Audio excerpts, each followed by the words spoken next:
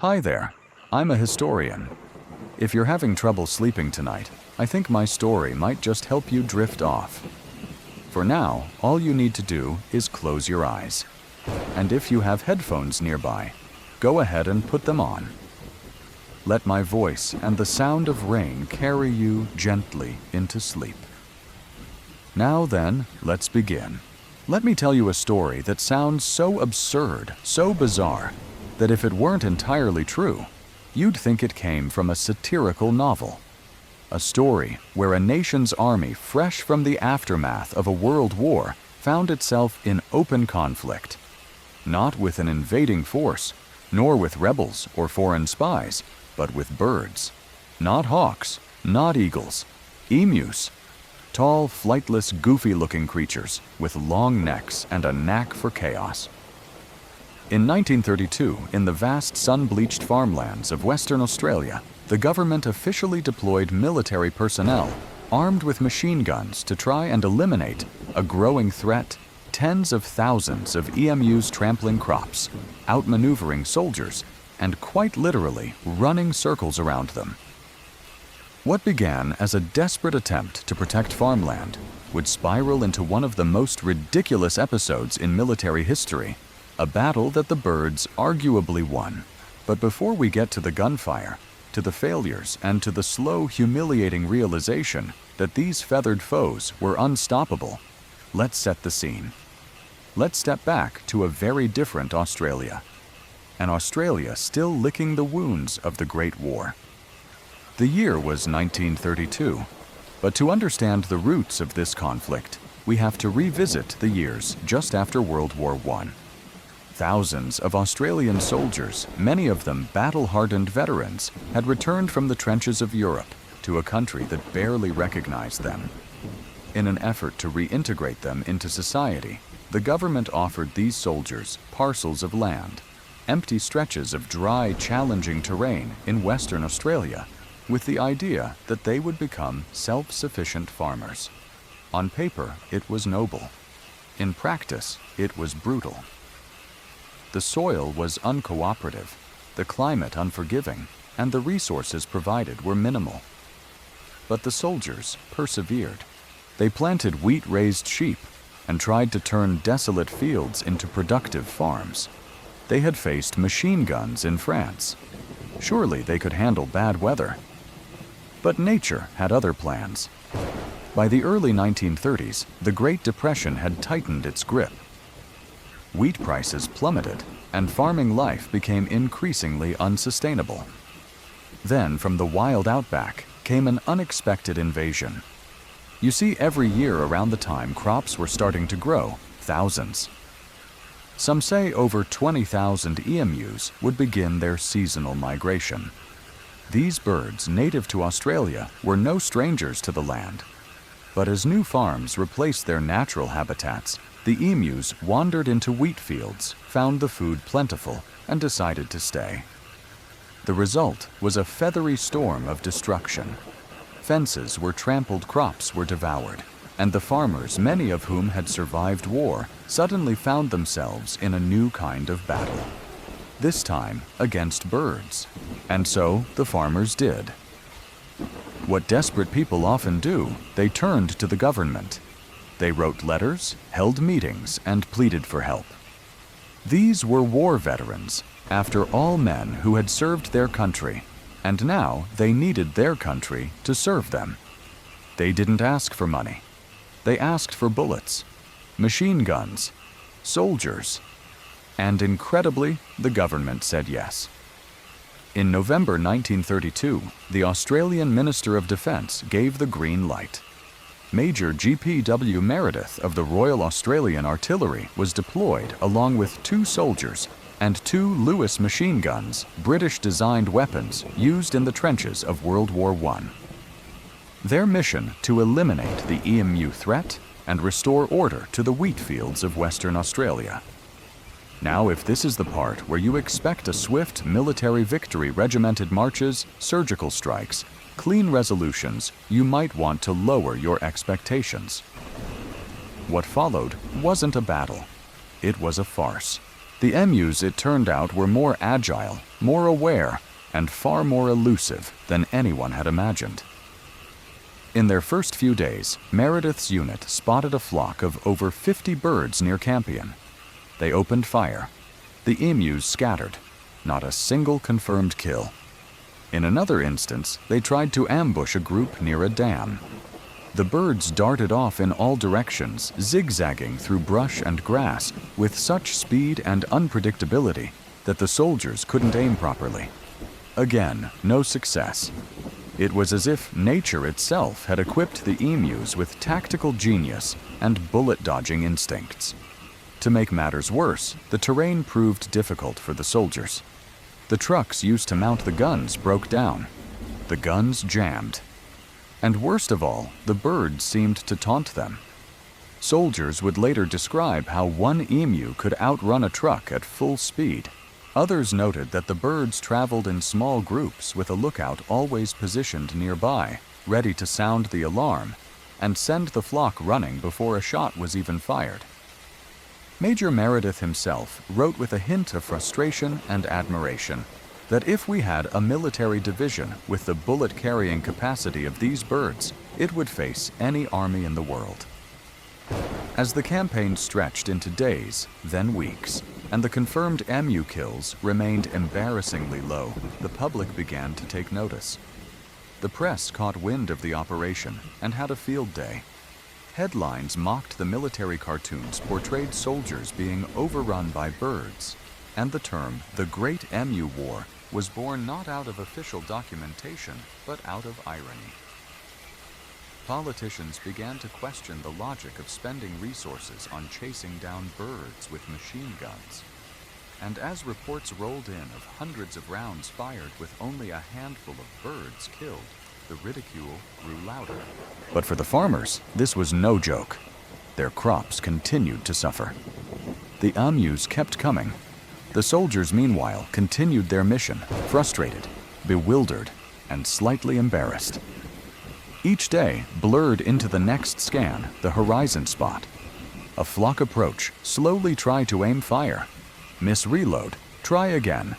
And each day, the emus vanished into the distance, their long legs kicking up clouds of dust, leaving the soldiers coughing, cursing, and ultimately conceding defeat. A modern army defeated not by tanks or bombs, but by feathers and speed. And that, dear listener, is just the beginning. The Great Emu War was more than a military blunder. It was a clash between human arrogance and nature's quiet defiance. But to truly understand how it ended and what lessons it left behind, we have to keep walking down this dusty road. For now, take a deep breath. Close your eyes and imagine a silent field at dusk, somewhere in Western Australia, and the sound of distant pounding footsteps, not from men, but from birds. By the time Major Meredith and his small unit of soldiers set up their post in Western Australia, the mood was cautiously optimistic.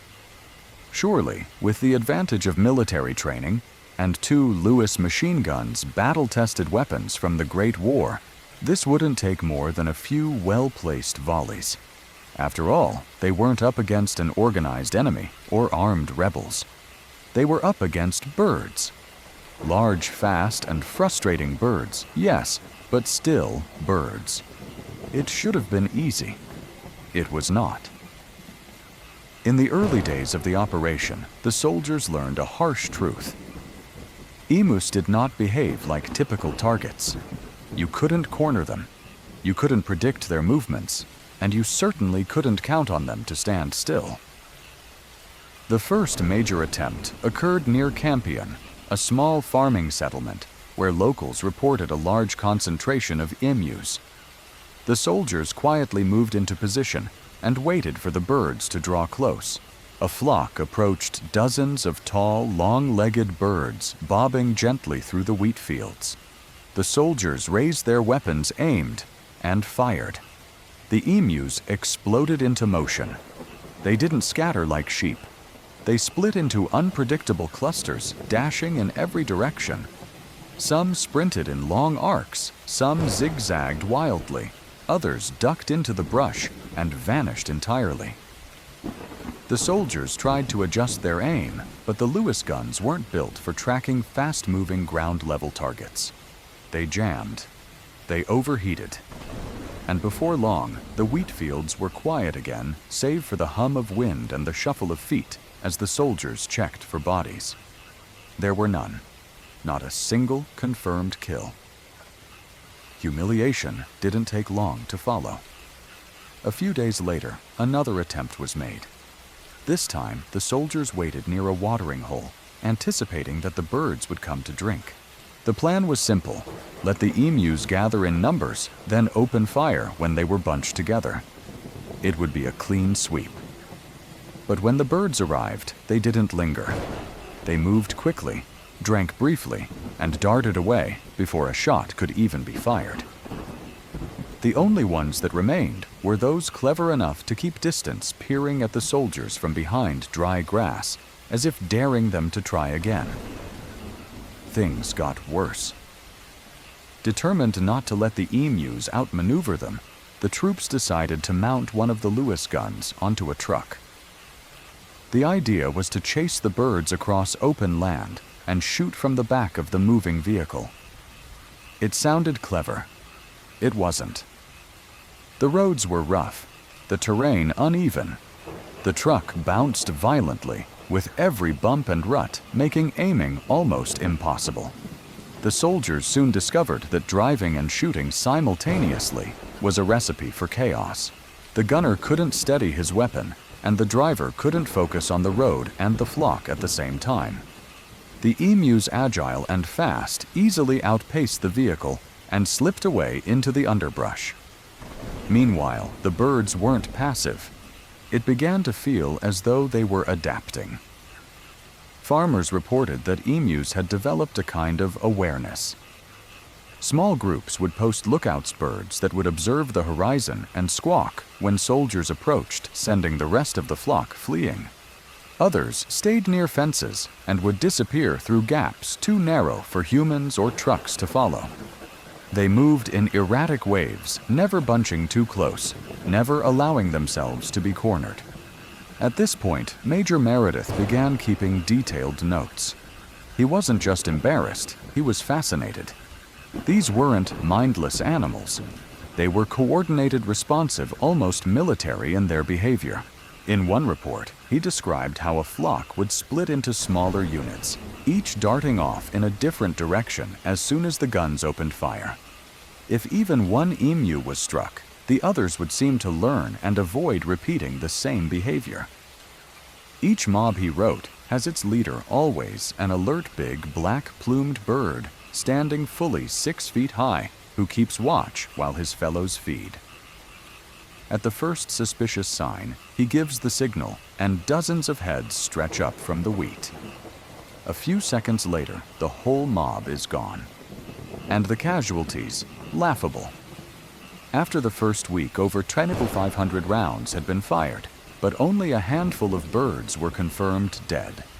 Many were wounded, limping away into the brush, only to reappear days later, still alive, still defiant, still causing destruction.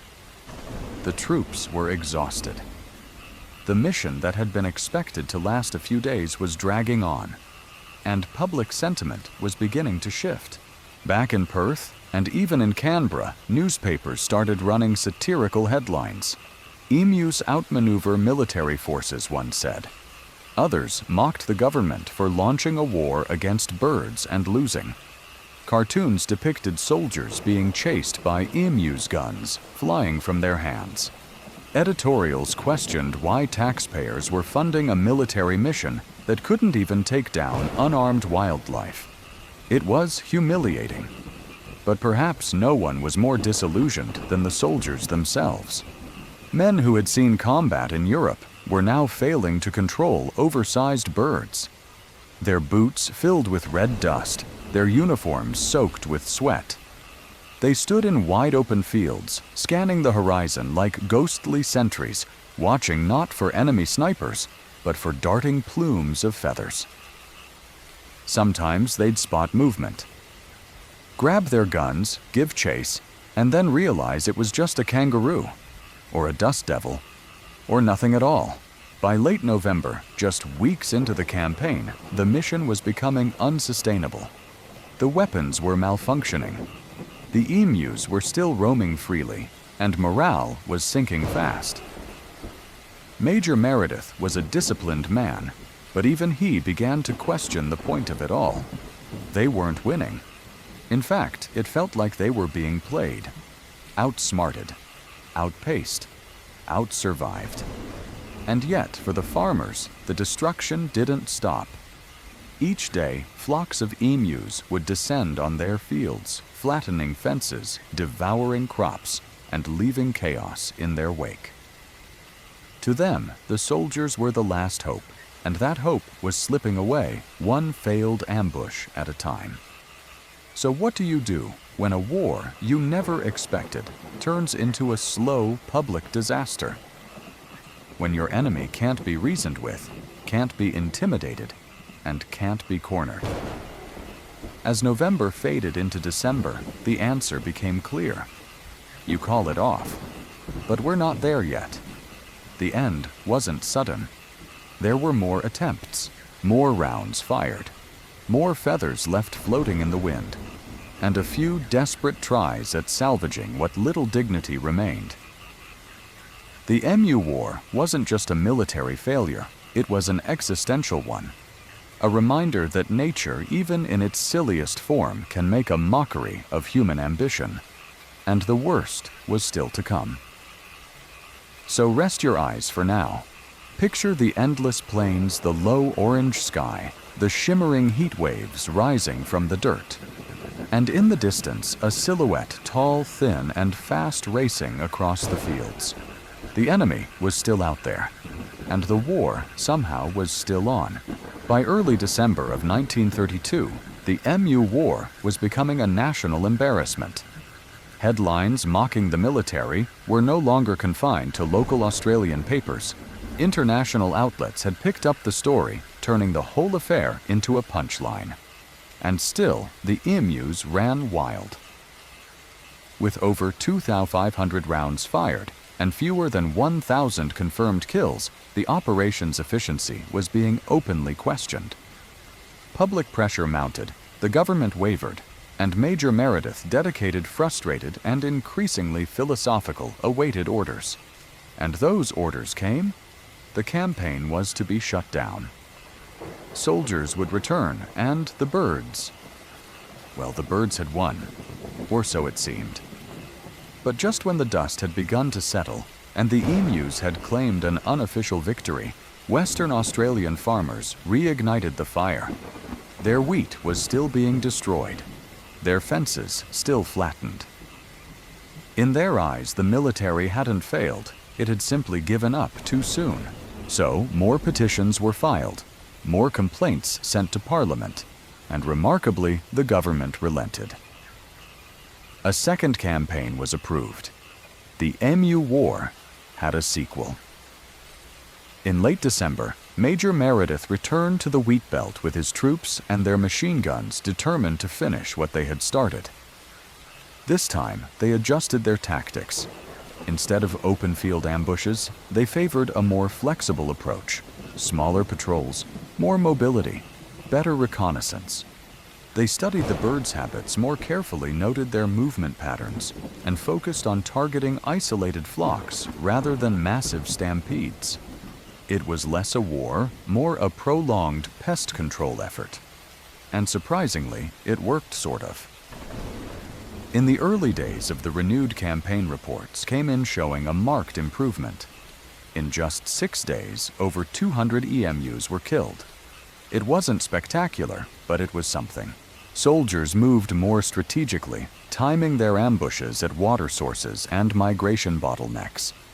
The second phase of the war was quieter, less dramatic, and a little more effective.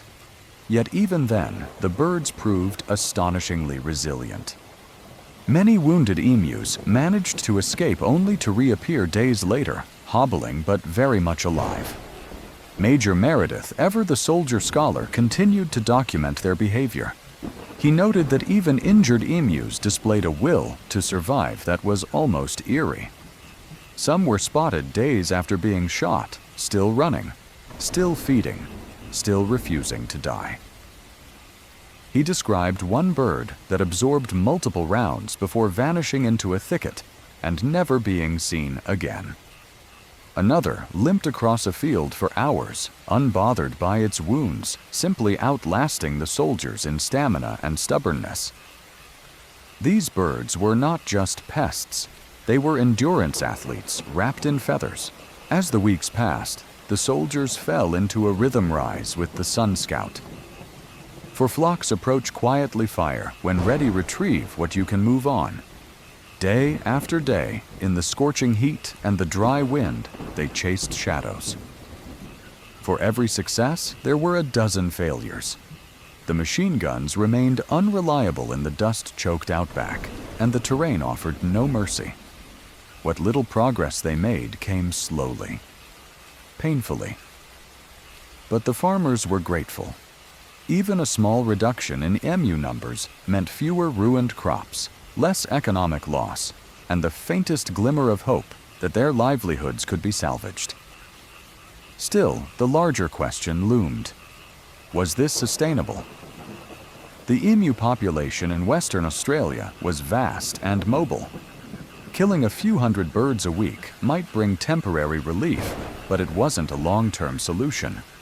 Fences were still being trampled, crops were still being eaten, and soldiers were growing tired physically, mentally, and morally. This wasn't the kind of war anyone wanted to fight. There was no glory, no triumph, just endless fields and fast-moving shadows. Eventually, in early 1933, the second campaign came to an end, not with a decisive victory, but with quiet exhaustion. The soldiers packed up their guns, returned to their barracks, and left the birds behind. Officially, the military reported over 900 confirmed kills in the second operation, with thousands more wounded. Unofficially, the emus remained unconquered. Their population endured their migratory paths unchanged. If anything, they had simply adapted again, moving faster, hiding deeper, learning how to survive not just drought and predators, but bullets. For Major Meredith, the Emu War became a strange chapter in an otherwise noble career. He later stated with a tone that mixed regret and admiration that the emus proved too elusive for the method of military engagement. That was putting it mildly. But he didn't blame the birds. He blamed the system that had expected soldiers to fight nature with tools designed for trench warfare. It wasn't a lack of courage. It was a lack of foresight. As for the farmers, they turned to other methods, building better fences, experimenting with deterrents, and lobbying for bounties instead of bullets. Over time, the emus remained part of the ecosystem, a reminder of the limits of human control. They weren't evil. They were just wild. And wild things, as history often shows, don't always bend to the will of governments. Looking back, the second campaign of the Emu War feels like a quiet surrender. Not the kind with flags and terms of agreement, but the kind where both sides simply stop. The soldiers stopped chasing, the birds stopped running, and the country slowly moved on. But that's not where this story ends, because even as the rifles fell silent, the legend of the Emu War had only just begun. The absurdity of it all, the idea that a modern army failed to defeat a flock of birds, became folklore. It was repeated in pubs and classrooms, written into books, and skits memorialized not in statues, but in laughter. And somewhere in the wide-open plains of Western Australia, the emus kept walking unbothered, undefeated. The guns were silent. The soldiers had gone home. And in the dry heat of Western Australia, the emus still roamed unbothered, unburdened, and entirely undefeated. The second campaign had come and gone, leaving behind a strange battlefield that bore no graves, no monuments, no flags. Only broken fences, flattened crops, and a peculiar silence that stretched across the wheatbelt. But if the Emu War had ended in practice, it had just begun in memory. What happened next wasn't written in military records or war journals. It was written in headlines, in punchlines, in the whispered snickers of foreign diplomats and the raised eyebrows of historians trying to make sense of it all. Australia had gone to war with birds and lost. And the world found that hilarious. From Britain to Canada, from the United States to South Africa, newspapers had a field day. Australian Army outmaneuvered by birds, read one headline. Another joked, "Machine guns no match for feathered foe." Even the Times of London, normally reserved and dry in its tone, published a satirical commentary questioning whether the birds might one day march on Canberra. The Emu War became less of a military footnote and more of a cultural punchline. Not because of its scale or bloodshed, there was little of either, but because of its absurdity. For a country still forging its post-colonial identity, it stung. Australia wasn't supposed to be a joke.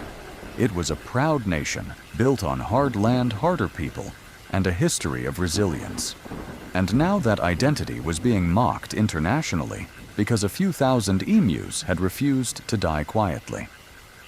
The very idea that trained soldiers using the weapons of modern war had failed to suppress a population of birds turned into a symbol of embarrassment and, strangely, pride. Because while the rest of the world laughed, Australians began to do something else. They started owning the story. It began slowly. Farmers who had once pleaded for help started retelling their experiences with a grin. Soldiers who had returned from the campaign shared their failures in pubs and local halls, not with shame, but with humor. It was a uniquely Australian trait, the ability to laugh at oneself, even in the face of ridiculous defeat. And the Emu War became the perfect vehicle for that national trait. Soon, it was taught in schools not as a disaster, but as a curiosity. Kids learned about the birds that outran bullets, the trucks that failed to keep up, and the brave Major Meredith, who had the misfortune of leading the most ill-fated campaign in military history. Satirical cartoons depicted emus wearing medals, generals shaking their heads, and farmers ducking under waves of feathers. Comedians turned it into stand-up material. Politicians referenced it during debates. The Emu War had transformed from embarrassment into folklore. But beneath the jokes and the laughter, there was something deeper, something strangely profound. The Emu War wasn't just about failure. It was a reminder of how small human plans can be in the face of nature. How strategy machinery and willpower sometimes crumble against the sheer force of the natural world. And how, even in moments of frustration and humiliation, there can be lessons in humility, adaptability, and the need to respect that which we do not fully control. Major Meredith, for all his tactical challenges, never once blamed the birds. In fact, he often spoke about them with reluctant admiration. He once noted that the emus possessed extraordinary mobility, and that their ability to scatter and evade made them a military opponent of remarkable intelligence. That statement, while tongue-in-cheek, carried a quiet truth. The birds had done nothing wrong. They weren't invaders. They were survivors, instinct-driven animals responding to a rapidly changing environment. They were moving through lands that had once belonged to them, navigating wheat fields, as if they were forests, dodging bullets like they dodged predators. They didn't know there was a war. They were just living. In the years that followed, government policy shifted. Instead of direct military involvement, bounties were offered. Farmers were encouraged to hunt emus individually or to install better fencing and deterrence. By the 1950s, the Emu War had faded from active policy discussions and settled comfortably into the nation's collective memory. And yet, it never really disappeared. Decades later, the Emu War would be rediscovered by historians, comedians, and curious minds all over the world. It would inspire internet memes, satirical reenactments, and even songs.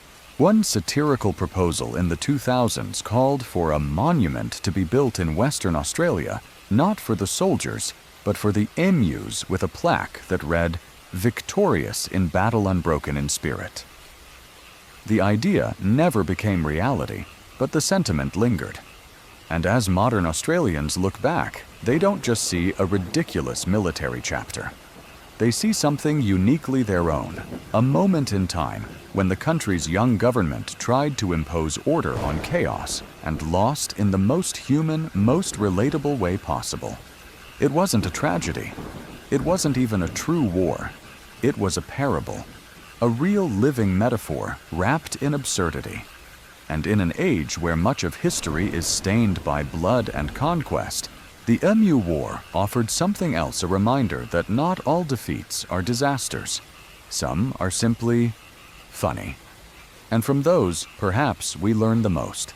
So tonight, if you find yourself staring at the ceiling, thinking about the madness of the modern world, take comfort in this: somewhere out in the vast Australian bush, a distant descendant of those emus still walks. Tall, proud, and completely unaware that its ancestors once won a war without firing a single shot. Years passed. The dust settled on the fields, the rifles, and the memories. For many Australians, the Emu War faded into a fog of old stories and half-laughed recollections. And yet, in its own peculiar way, the legacy of the Emu War endured. Not as a tale of triumph, or even of proper defeat, but as something stranger, something softer, a reminder. Because beneath the absurdity, the birds, the bullets, the hopeless truck-mounted machine gun, there was a truth no one could deny: nature does not care about pride. Nature does not follow orders. And nature, in all its simplicity, sometimes wins. The farmers of Western Australia, once desperate for help, slowly shifted their methods. They stopped relying on soldiers and machine guns. Instead, they focused on prevention, building stronger fences, setting up coordinated bounty programs, and lobbying for government support in smarter, more sustainable ways. The emus didn't vanish. They never would. But their impact became manageable, no longer the unrelenting tidal wave of chaos it had once been. The military never returned to fight them. After 2 failed campaigns, the army had learned its lesson. Their role was not to chase birds through wheat fields. It was to defend a nation, not duel with feathers and dust.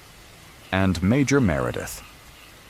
He moved on too, with his dignity intact, if slightly frayed around the edges.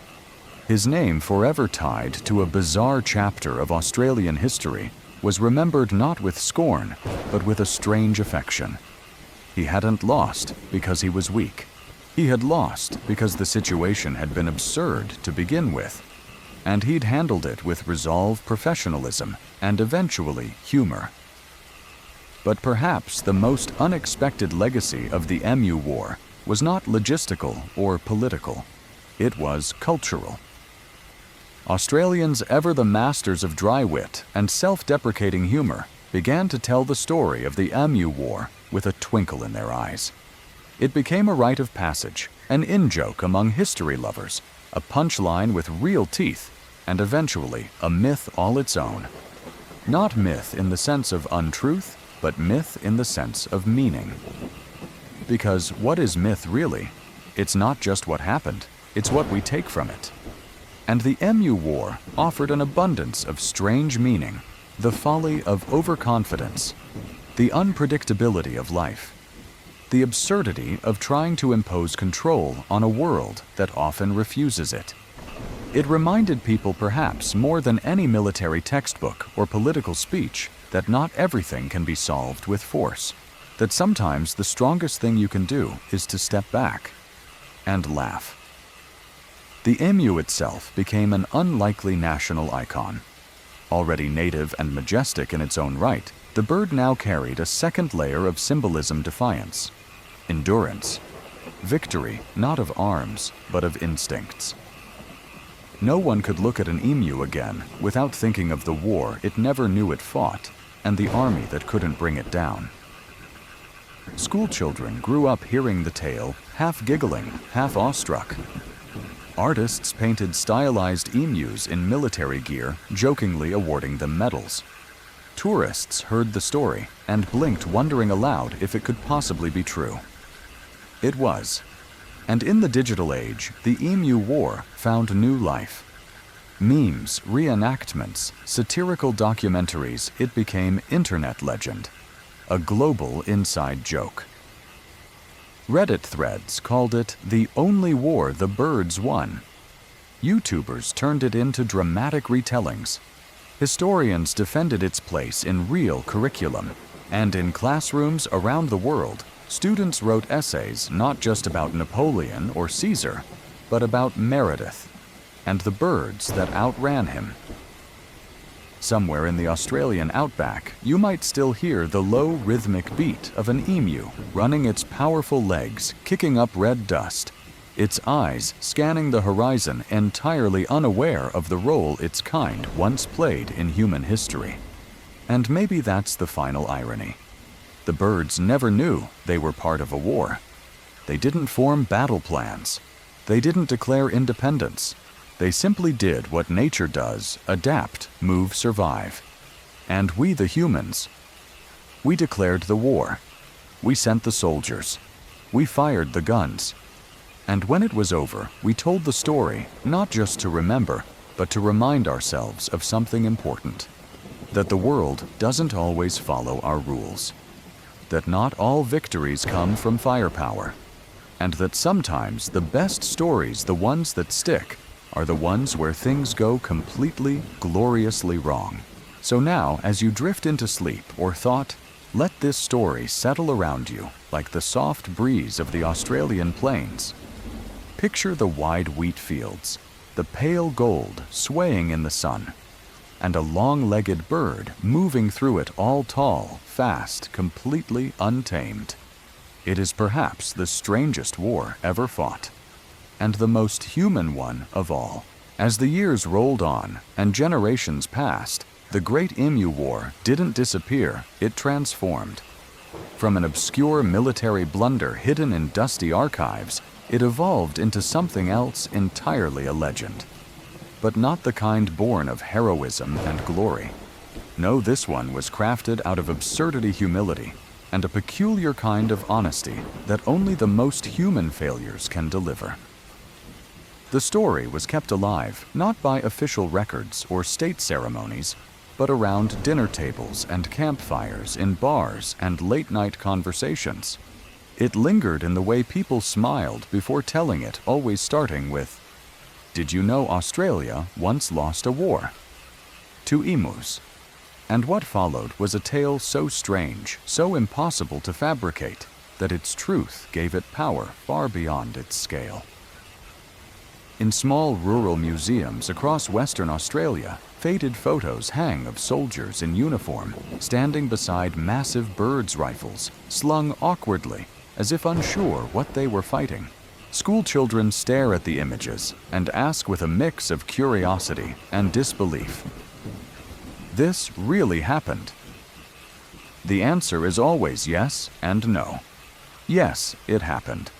But what really took place was far more than a failed military operation. It was a mirror held up to the human spirit, resilient, foolish, persistent, and above all, remarkably capable of turning disaster into laughter. The Emu War found its home in that rare cultural space where memory blends with myth. And over time, it became more than a story, it became a symbol. For some, it represented the futility of trying to dominate nature with brute force. For others, it was a cautionary tale about planning logistics and the limits of command. But for most Australians, and eventually for the rest of the world, it came to represent something simpler: the beauty of not taking yourself too seriously. In a world obsessed with victory, the Emu War offered something gentler, a kind of poetic failure. No one died, no cities burned, But dignity took a bruising, and pride had to learn to laugh at itself. And in that laughter, there was healing. It's why the Emu War keeps resurfacing decade after decade in articles, in stand-up routines, in video essays, and internet memes. It's why game developers have designed battle simulations between birds and tanks. It's why emu-themed t-shirts proudly proclaim victory for the flightless flock. Because deep down, we all relate to it. We've all had those moments fighting battles we can't win, chasing problems that outrun our best efforts. And sometimes the only thing left to do is shake your head, smile, and try again tomorrow. Major Meredith, whose name is forever etched into this strange saga, never returned to fight another bird. But his dignity remained intact. When asked later in life about the campaign, he often gave short, dry replies, never defensive, never bitter. He knew perhaps better than anyone that the joke wasn't on him. It was on the absurdity of the situation. He was a man who did his duty, followed orders, and tried to bring structure to chaos. He wasn't the one who declared war on birds. He was just the one sent to fight it. And perhaps that's part of the enduring charm of the story. No one in it is truly to blame. Not the farmers whose livelihoods were being torn apart. Not the government desperately looking for solutions in a time of economic hardship. Not the soldiers who tried their best under impossible circumstances. And certainly not the emus who were simply surviving doing what emus do. Their role in history is unintentional, accidental, almost comic in its purity. They didn't plan to win.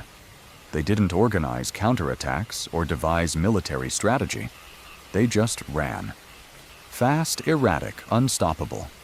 And in doing so, they stumbled into legend. Somewhere today, in the wide, dry outback of Australia, their descendants still roam. Long-legged alert feathers shifting in the wind, oblivious to their fame.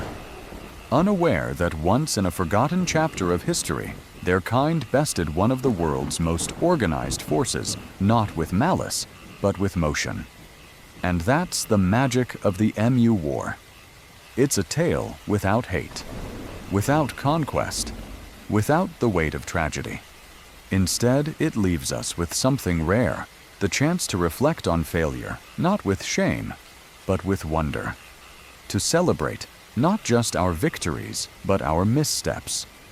To find meaning in moments that defy logic, and to embrace the fact that sometimes history is weird. So as this story settles in your mind, take it with you, not as just another strange headline, but as a quiet reminder. That pride is best worn lightly. That nature always writes its own rules. And that every so often, the underdog isn't a person, it's a bird with strong legs and no fear of machine guns. And if one day you find yourself standing at the edge of a field, unsure of what you're up against, remember this. You're not the first. Others have stood there too armed, certain, and ready only to be outpaced by something they didn't understand. That too is part of history. And it's worth remembering. Even if it makes you laugh. Especially if it does. The most remarkable thing about the Emu War is that the emus never knew it happened. They had no strategy, no cause, no political agenda. They didn't declare war or understand lines drawn on maps. They were simply doing what they had done for thousands of years, migrating, feeding, surviving. But in their silent persistence, they accomplished something that no invading army could. They embarrassed a modern military. When Major Meredith and his men first arrived in Western Australia with their heavy weapons and army discipline, they were met not by enemy lines, but by chaos. Flocks of emus darted through open fields with unpredictable movement, never staying in one place long enough to be caught. Their mobility was astonishing. One moment they were grazing peacefully. The next, they'd vanish into the tall grass in an eruption of feathers and thunderous footfalls. Soldiers learned quickly that firing at a mass of emus was nothing like shooting at human targets.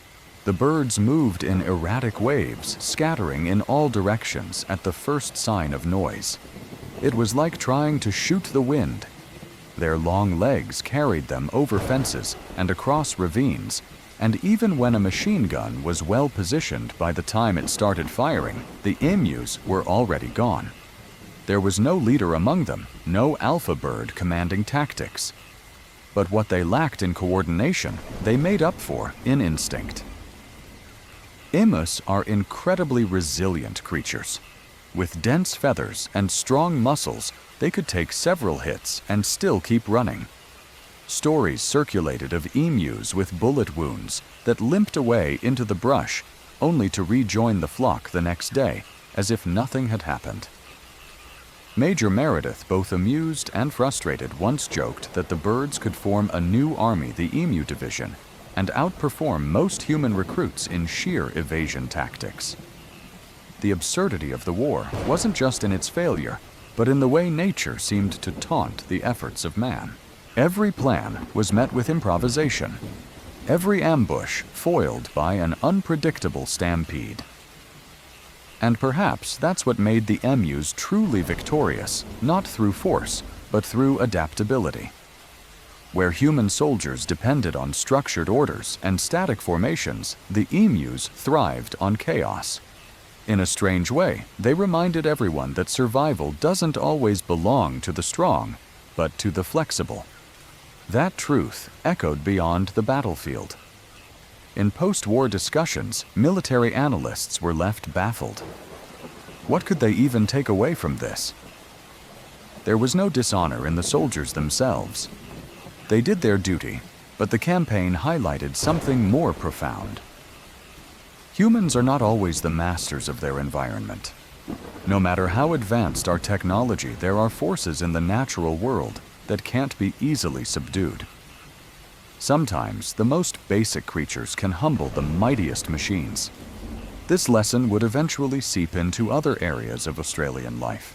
Environmental policies became more nuanced.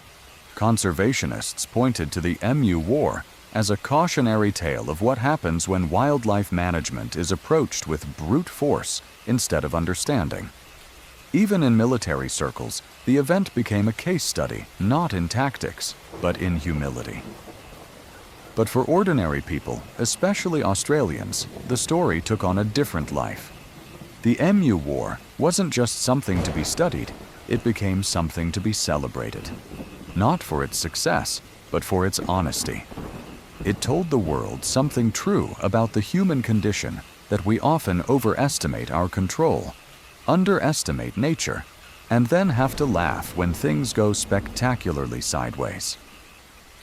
Art and literature began to reflect this strange admiration. Children's books retold the Emu War with playful exaggeration, machine gun-toting birds and bumbling soldiers chasing feathers across the outback. Political cartoons resurrected the emus during election cycles, casting them as symbols of resistance against bloated bureaucracy. Indie game developers created tongue-in-cheek simulations where players could either command the emus or relive the military's doomed campaign. And still, the emus always won. In 2019, a humorous petition circulated online, asking the Australian government to formally recognize the emus' victory and erect a statue in their honor. It gathered thousands of signatures. Though never acted upon, the message was clear. This wasn't just a funny piece of history, it had become a source of national folklore. That folklore continues to grow. In a culture often shaped by tales of war, rebellion, and empire, the Emu War stands out not as a failure, but as a refreshing contradiction. No blood-soaked fields, no national trauma, just a quiet, ridiculous, unforgettable moment where the natural world refused to play by our rules and won.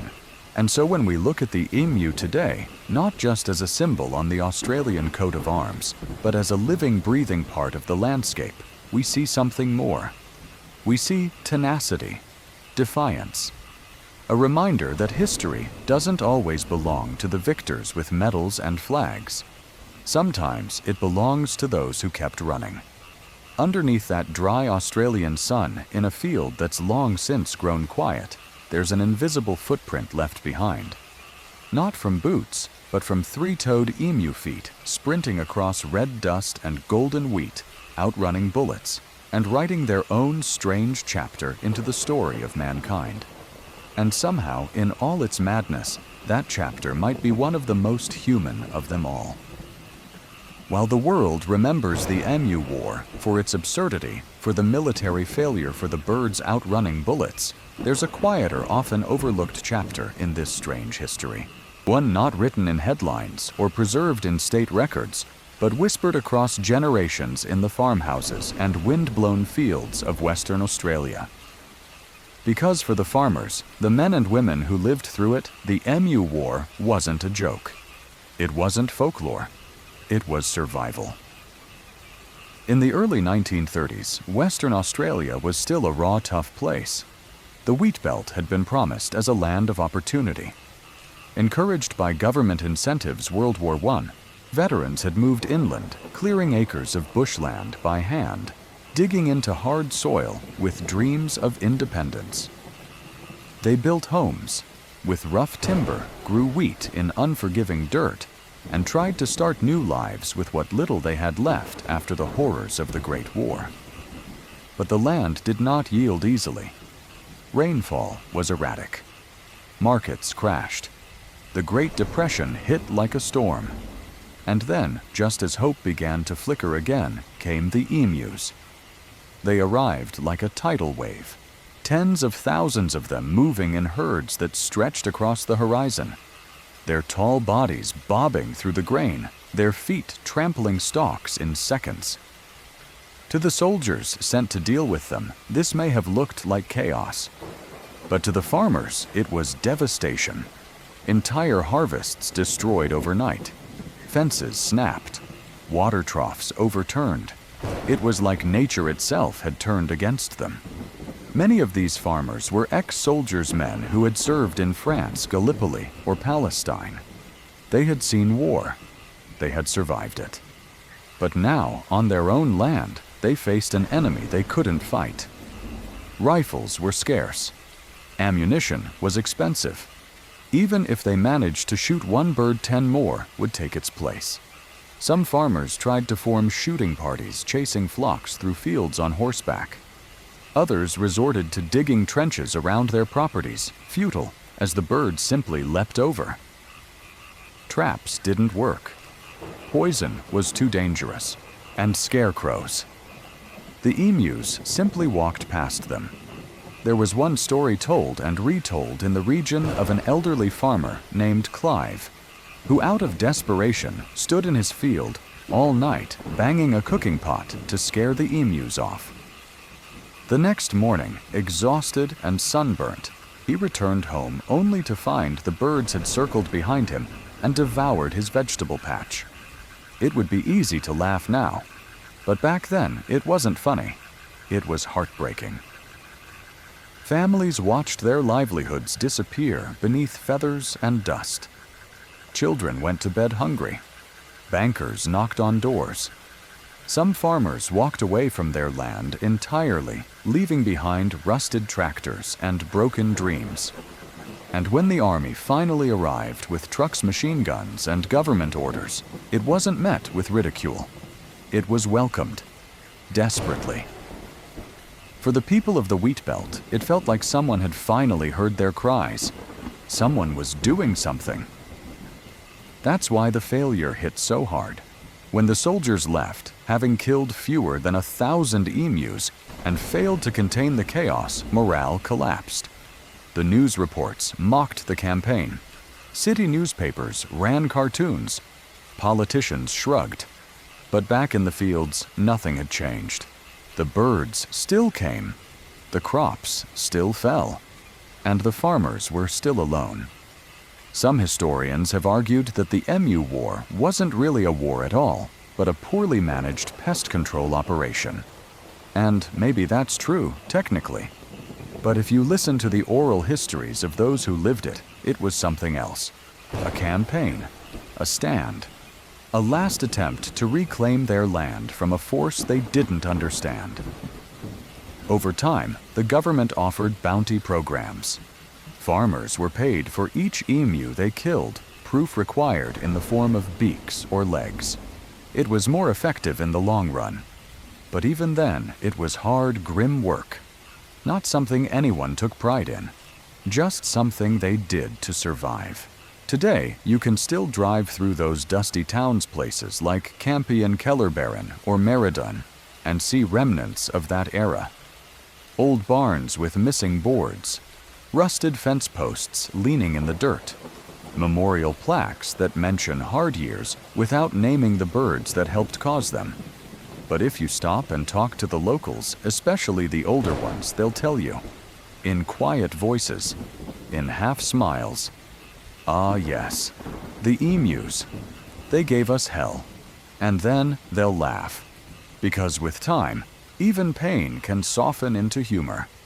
That's the legacy of the Emu War too, not just military embarrassment or meme-worthy failure, but a testimony to rural resilience, to people who faced disaster and endured, to families who held on when no one else cared, to fields that despite it all eventually grew again.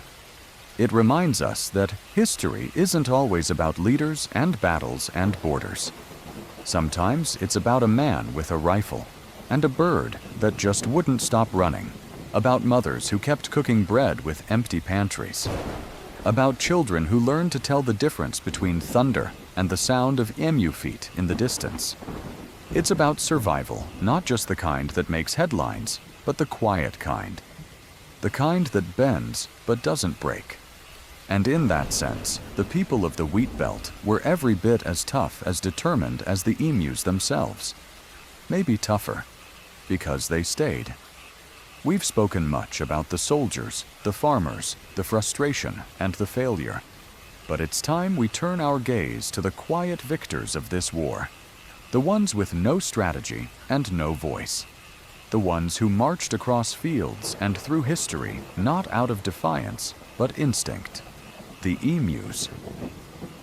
To understand why the Australian military failed to defeat them, we have to understand the bird itself, not just as a symbol or a punchline, but as a living, breathing marvel of adaptation. Emus are survivors in the truest sense of the word. Evolved over millions of years, they're built not just to endure Australia's brutal terrain, but to thrive in it. Standing up to 6 feet tall and weighing over 100 pounds, they're deceptively graceful for their size. Their legs are like coiled springs, strong, lean, and fast. They can sprint at speeds up to 30 miles per hour and maintain it for long distances. And not in a straight line either. Their running pattern is zigzagging and unpredictable, almost impossible to track. That alone made them a nightmare for soldiers armed with World War I era machine guns. But it wasn't just speed. Emus are masters of evasion. Their feathers, which may look ragged or unkempt, serve as camouflage. When the birds crouch down, they almost disappear into the grasslands and brush blending with the earth tones of the outback. Add to that their keen senses, they can hear danger approaching long before it's near, and you've got a creature perfectly tuned to avoid predators, human or otherwise. Their social behavior also played a role. While emus migrate in large numbers, they rarely move as one giant pack. They break off into smaller, scattered groups, each moving with its own rhythm. For a military trained to deal with centralized targets and coordinated attacks, this was chaos. It's like trying to swat 100 flies with one hammer. And then there's their resilience. During the war, there were countless reports of emus being shot multiple times and still managing to run off. At first, soldiers thought it was exaggeration, but soon they learned an emu could take a hit to the body and keep moving. Their internal organs are shielded by dense muscle and layered feathering. Hitting them in a vital area required precision, something nearly impossible on a moving target in uneven terrain. Major Meredith, in one of his post-campaign debriefs, remarked with dry admiration that the emus had a remarkable ability to withstand injuries. In truth, they were not invincible, but their biology combined with their behavior made them frustratingly difficult to kill. But maybe the most impressive trait of the emu wasn't physical. It was psychological, if birds can be said to have such a thing.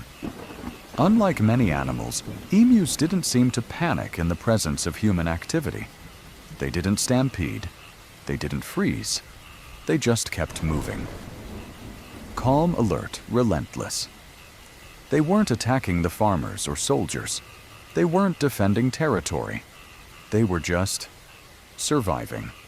And nothing could stop them from doing that.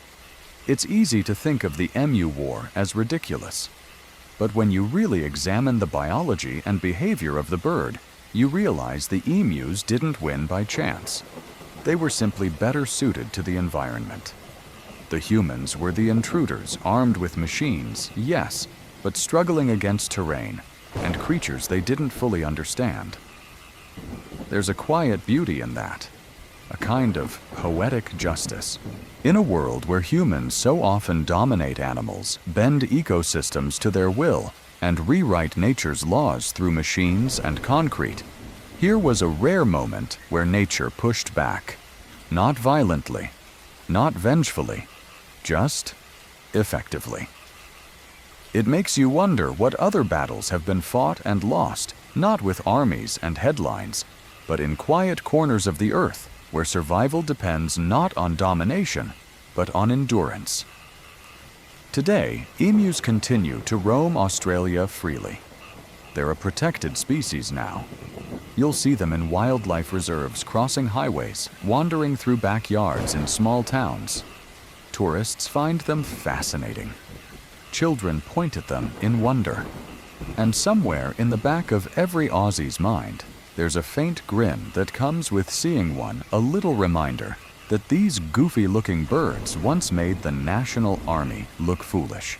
But more than a joke, they are a symbol of nature's stubbornness, of unexpected triumph, of how the smallest creatures can leave the biggest impressions. And perhaps that's the real heart of the Emu War's legacy. Not that it was lost, but that it happened at all. That a bird built only to survive could accidentally force a country to reflect. That survival itself is a kind of quiet defiance. That you don't need a plan or weapons or politics to win. Sometimes all you need is the ability to keep moving forward, no matter what's coming your way. And isn't that, in the end, what we all strive for? History has a strange way of deciding what's remembered and what's quietly swept into the corners. Some events, no matter how small, are carved into stone. Others, though massive or bizarre, fade like footprints in dry wind. And so it went with the Emu War. After the campaign ended in quiet failure, after the guns were packed away and the trucks drove off, there was no ceremony, no press conference, no formal acknowledgement of what had occurred. The government, embarrassed and eager to move on, simply stopped talking about it. There was no medal for the soldiers, no apology to the farmers, no report filed that offered clarity or closure. The operation was quietly categorized as an agricultural assistance effort and shelved among bureaucratic paperwork, as if hoping no one would ever ask too many questions. And for a time, no one did. The 1930s were a rough stretch for Australia. The Great Depression lingered. Unemployment soared. Dust storms plagued inland farms. International tensions rose. People had bigger things to worry about than a bird war that ended in retreat. But silence, as always, is temporary. Years later, when historians and journalists began digging into Australia's archives, they stumbled across the Emu War like archaeologists uncovering a fossilized joke. At first, they weren't even sure it was real. Machine guns against birds. Official military involvement. It sounded like something from a bad sitcom. But the documents were there. Memos from the Ministry of Defense, field reports, transcripts from Parliament, interviews with aging veterans who still remembered the heat, the dust, and the strange dignity of being bested by a bird. And slowly, piece by piece, the story came back into public consciousness, not as a scandal, but as a curiosity. Not something shameful, but oddly endearing. The kind of history that doesn't make you angry. It makes you shake your head and smile. Because in truth, the Emu War is a rare thing, a government failure that hurts no one's pride anymore. It doesn't divide people. It doesn't ignite protests. It just exists, unshakable, unchangeable, and deeply human. That's part of the reason modern Australians have embraced it with such warmth. Not just as an odd tale, but as a shared inside joke. A little cultural quirk. You'll find references to it on t-shirts, in beer commercials, on comedy panels, and quiz shows. Some cities have even proposed Emu War festivals, complete with reenactments where people dressed as soldiers lose to kids in bird costumes. And maybe that's the healthiest way to handle a strange moment in history, not with shame, not with denial, but with a wink. With a kind of self-awareness that says, yeah, that happened. We tried to fight birds, and the birds won. But behind the humor, there's something more subtle at play. The Emu War speaks to a deeper truth about how nations deal with failure. Many governments would have erased the event, entirely rewritten. The records pretended it never happened. But Australia, in its own quiet way, did something more honest. It shrugged. It didn't glorify the soldiers or demonize the birds. It didn't turn it into propaganda or bury it under decades of silence. It simply let the story live. And that, perhaps, is the most Australian part of all. A country born from hardship and dust. A people raised on resilience and humor. A culture that knows sometimes the best way to honor history is not to cry over it, but to laugh with it.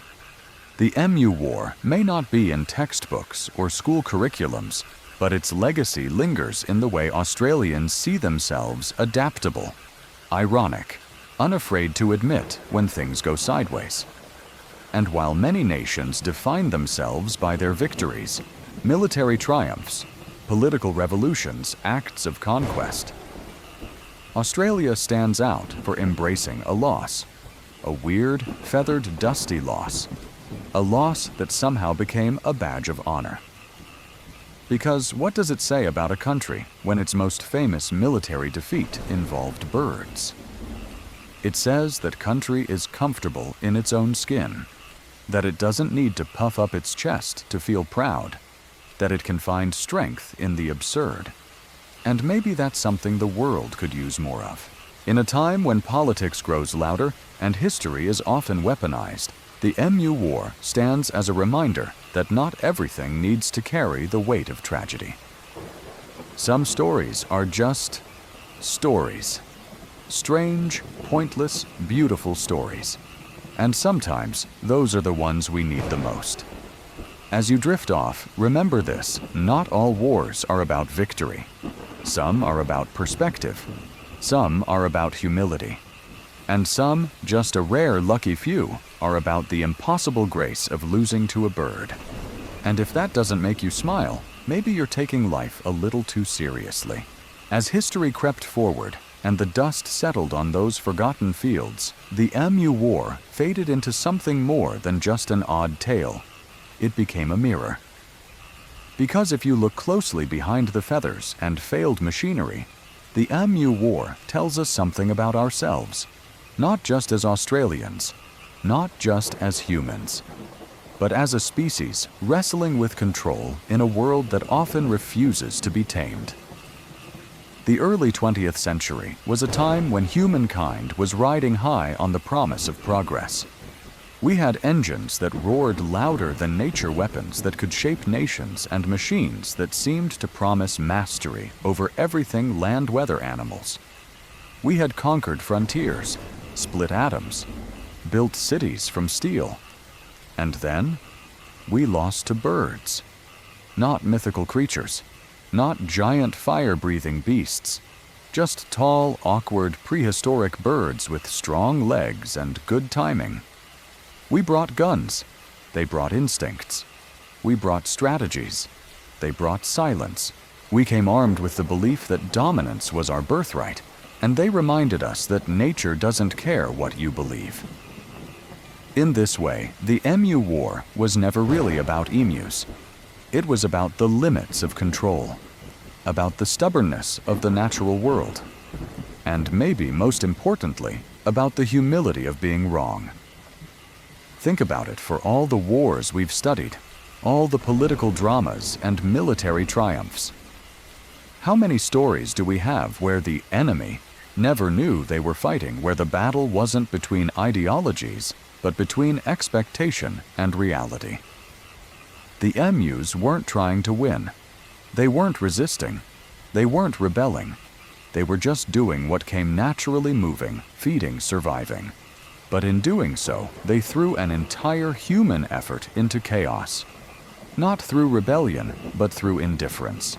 And that might be the most haunting part of it all.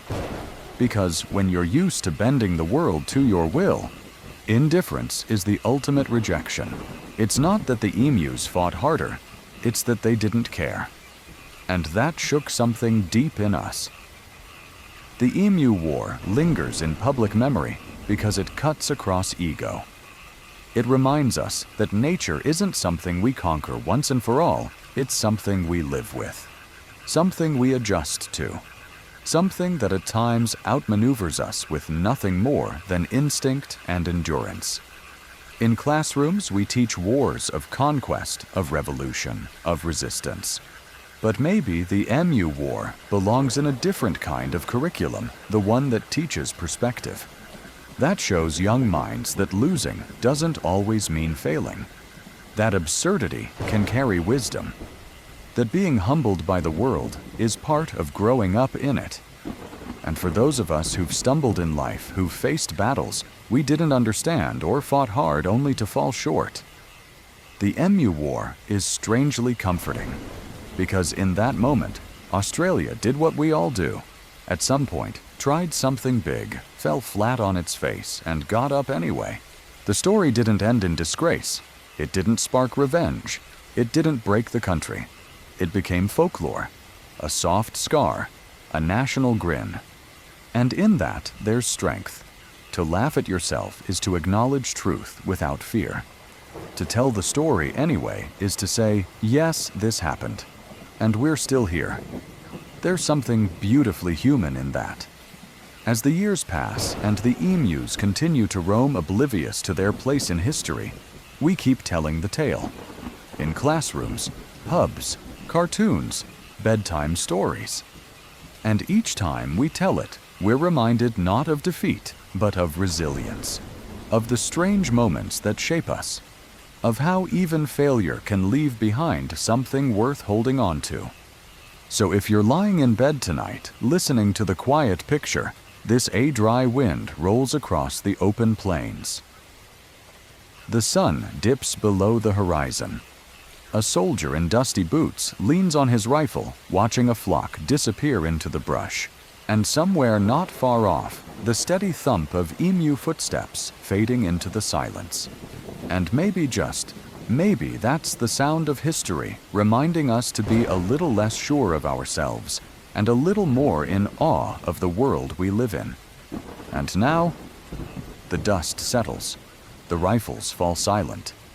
The birds long gone leave only fading footprints in the red dirt behind them. The Great Emu War, for all its absurdity, was never just about birds or bullets. It was about people, about farmers grasping for help, about soldiers doing what they were told, about a nation that stumbled but didn't deny it, and about a bird that never even realized it had won. We often expect history to end with fireworks or banners, with victory speeches or villains falling. But not every story ends that way. Some end in laughter, some in learning, and some in a soft shrug and a smile. That's the Emu War. No national anthem plays for it. No flag was raised. But it stays with us quietly, humbly, hilariously, as a reminder that history isn't always written by the victors. Sometimes it's written by the ones who kept walking. And maybe that's the most important lesson of all. So tonight, as you drift away, let the rhythm of this story fade with your thoughts. Imagine the vast outback under starlight, the breeze rustling through golden grass, the distant steady thud of a bird's footsteps in the night, and somewhere a farmer chuckling softly to himself, whispering, "They never really left, did they? Good night. Sleep well. And remember, sometimes the best stories are the ones no one meant to write."